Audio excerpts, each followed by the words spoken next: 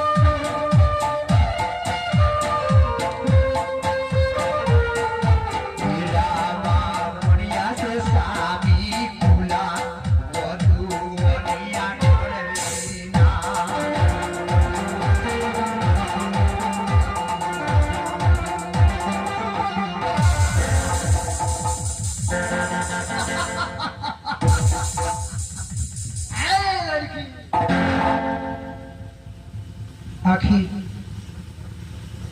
हमारा काहे रुकत नहीं रोलो हम कोनो गलती ना कईनी कोनो कसूर ना कईनी बस ये पोखरा से एक छक पानी लेनी हमारा छोड़ी हमारे स्वामी नाम इंतजार करते कितना सुंदर लगती हो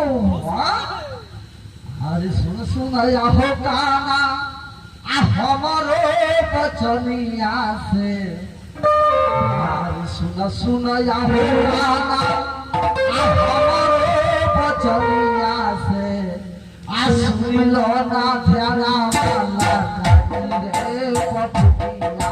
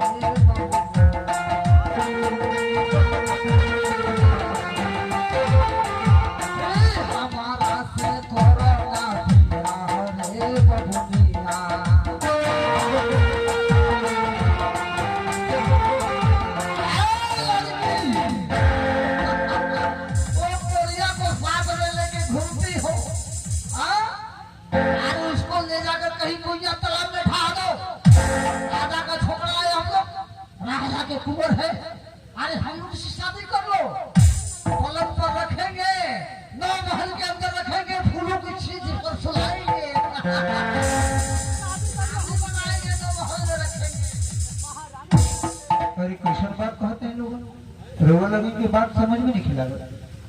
अरे सुन सुन या हो कुंवर, अरे हमर बचनिया से सुन लो ना ध्यान वाला दाई युवक जी।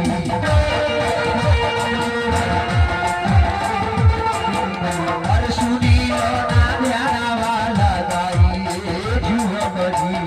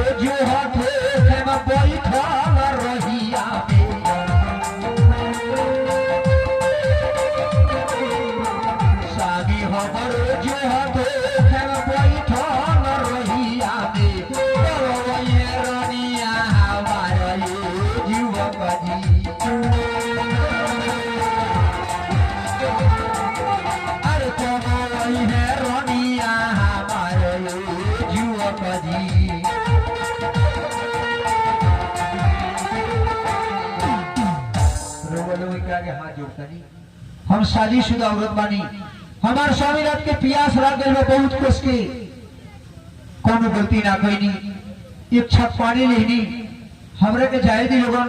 हमार स्वामीनाथ राह में बैठ के इंतजार करता नहीं, हमारा छोड़ी जाए दी हमके।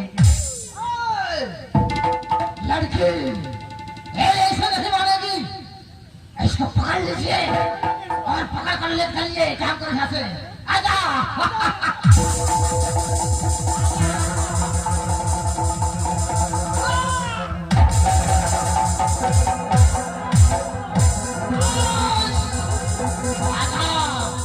ऐसे नहीं मानेगी तुम। या परमात्मा, या परमपिता परमेश्वर, जगत पिता जगदीश्वर, आज लागत कि भूल ना बची भगवान।